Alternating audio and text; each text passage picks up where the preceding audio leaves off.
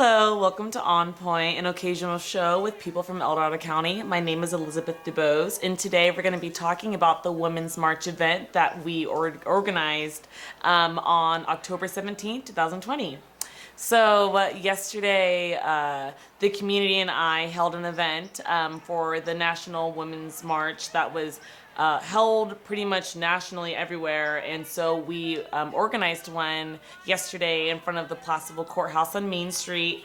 And it was honestly everything that I envisioned it to be. The other woman who I was working with to also organize the event, we had been planning it for a couple of weeks, and the interesting thing about this is that overnight we both couldn't sleep because we were so excited to see what was going to happen. And when we got there, there were other people who also came up to us and they were like, oh, we were so excited for this. We also couldn't sleep either because we were just so pumped and so excited to be a part of this bigger movement and the bigger picture, and just women empowerment. And also too, it wasn't just about women and feminism. It was about civil rights and equal rights and the LGBTQ movement, and Black Lives Matter and immigrant rights and workers' rights. And we spoke about the children who are still in cages at the border, and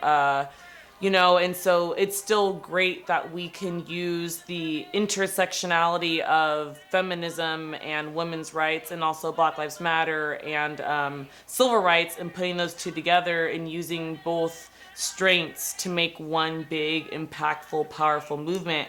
And so it was just great to see everything come together, and we had so much help and so much support and so much community effort, and we had so many people coming from South Lake Tahoe and El Dorado Hills who wanted to also be involved and show their support, and it was just great.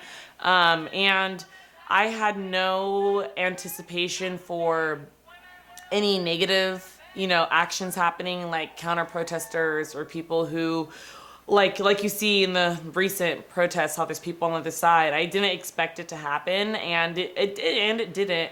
And it was a great event. We also had activities. We had a rock painting station for the kids. We had poster making stations. We had a registration station so everyone could still be informed on the upcoming election, and how to vote, how to register to vote, how to plan your vote, how to plan your registration, the whole deal. And that part was great. And just so many kids came out to help us, and it was a very powerful movement. And I've never realized how, I never realized how this that I'm doing is really actually positively affecting so many other people to come out and join, and also spread the word, and just spread the love of everything that was going on. But it was a really good event. The feminist movement and being women in power. We have, RBG, who just recently passed, and we have AOC, who is, she's in Senate, and it's good for women still to this day to know that we have representation on a higher level, and to know that we're not just made to reproduce, and we're not just made to be in the kitchen, and we're not just made to be the mother, and we're not just made to be a nurse, or I want to be a teacher, but we're more than teachers, we're more than nurses, we're more than a carrier of life. And that's an amazing thing as it is to be able to carry a life, but we're almost more than life, which is so heavenly and so spiritual and so great. But just like the Black Lives Matter movement, there's still people that believe and think honestly that women are only made to do one thing, and that's not the case at all. And so I know on a local level, it's women own small businesses. They're up there, they're getting somewhere. But it's that's a step, and it's not necessarily hard to own your own business. But I think that it's what we do with our voices and what we do with the power that we have as women to keep fighting and to keep moving. Because and just Kamala Harris said, I'm speaking. It's like, yes, I am speaking. You need to shut your mouth so I can talk. Because what we have to say is so important. And even me, as a woman, as a human being, but as a woman, for the longest time, I was, I'm loud now and I'm speaking up now, but like in middle school, in high school, even in college, I didn't say a lot of stuff. And a lot of the time, I didn't say that because I was insecure, because I was afraid that if what I said would be too strong, and I didn't want to be too outspoken. I didn't want to be too loud. I didn't want to be too of anything, because it's easier to stay silent, so you don't have to put up with the confrontation of someone not accepting or liking what you're saying. But at this point, what we're thinking is what a lot of women and what a lot of people are thinking, so we might as well speak up now and say it before it's too late and we can't say it.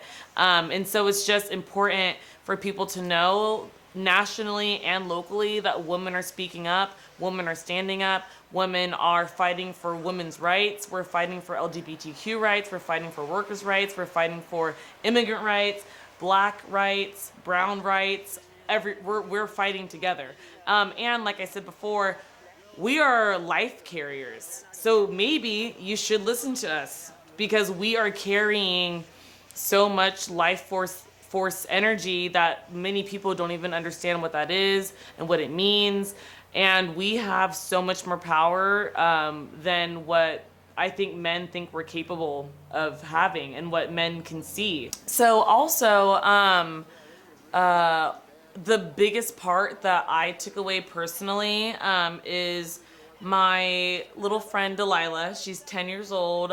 She's a black girl, and she's adopted by this white family that's lived in El Dorado County for years. And she's become like my new little helper, my new little friend. And she just, having her with me during this movement, it's a mirror. It's a mirror of me when I moved here when I was about 9.5, turning 10. And when I was that age, I wished that I had someone like me now with me then to help me understand what the heck was going on in this town. Because I had no idea. I didn't really know how to even ask the questions. I didn't really understand why it was such a thing of me being a black girl in a predominantly like white school. Why? I didn't really get why there wasn't more diversity, and that's a whole spectrum of, what's kind of going on here. But, having Delilah there with me, and she was telling me, like I said before, she's like, I couldn't sleep last night. I was up until 2 a.m. and I was just imagining and envisioning what this day was gonna be. And I like asked her, I was like, is it what you like envisioned? And she was like, yes. And I was just like, me too. This is exactly, I'm gonna like cry, but like, this is exactly what I wanted. Like, this is exactly what I envisioned. And I was just so happy and so proud to be there with her while she was standing next to me she had her own little megaphone and I had my megaphone. And we were like repeating the chants together, and it just felt so good to have her there. And so, I don't know, it's just great. And so I just love that I can be like a leader in this role for all these children, because I didn't have someone like me at the time when I was 10 living here. And so hopefully when I'm done, everyone else can take that energy and they can just do. It's almost like someone told me the other day, like, it's like a hand-me-down.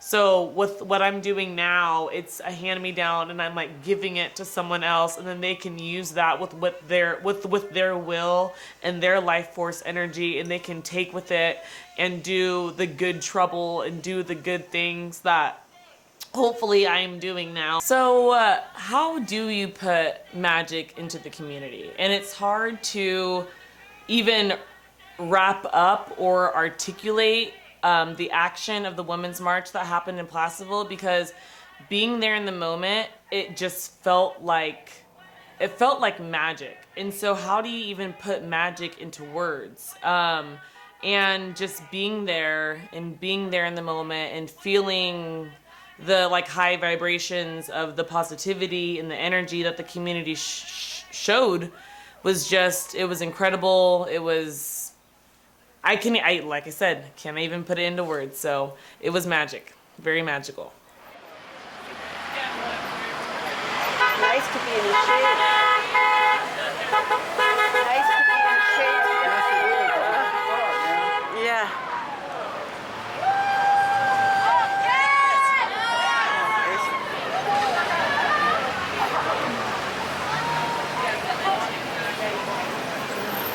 Oh, put that sign there.